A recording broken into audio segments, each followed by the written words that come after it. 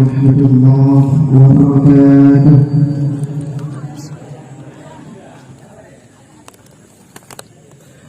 أعوذ بالله من الشيطان الرجيم.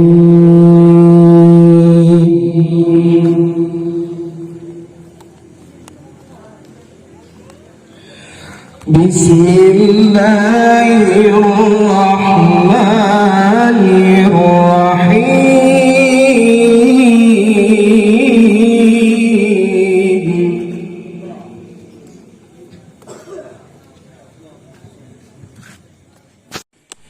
شهر رمضان الذي أنزل فيه القرآن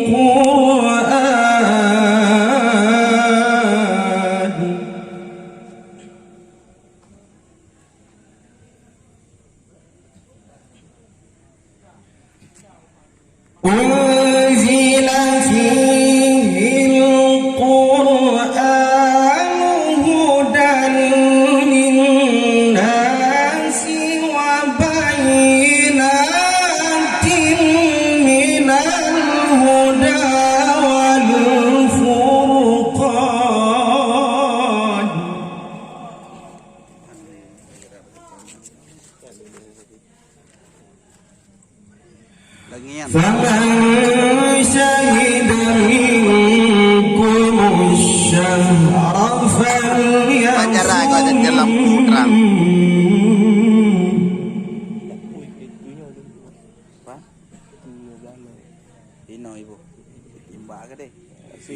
ومن كان مريضا أو على سفر فعدة من أيام أخر.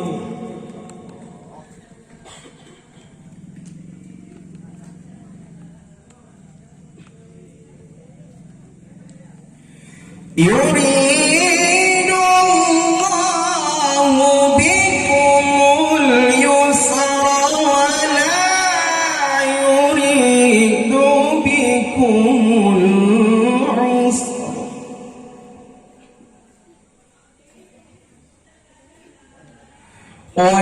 ولتكملوا العدة ولتكبروا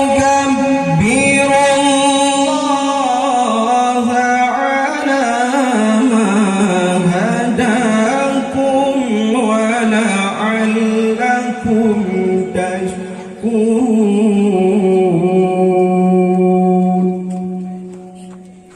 صدق الله العظيم.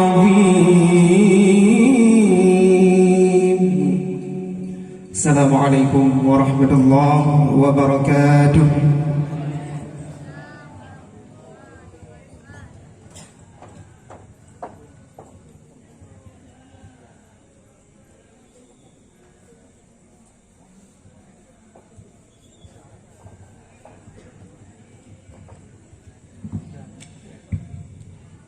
Sadaqallahul azim wa sadaqa rasulul karim.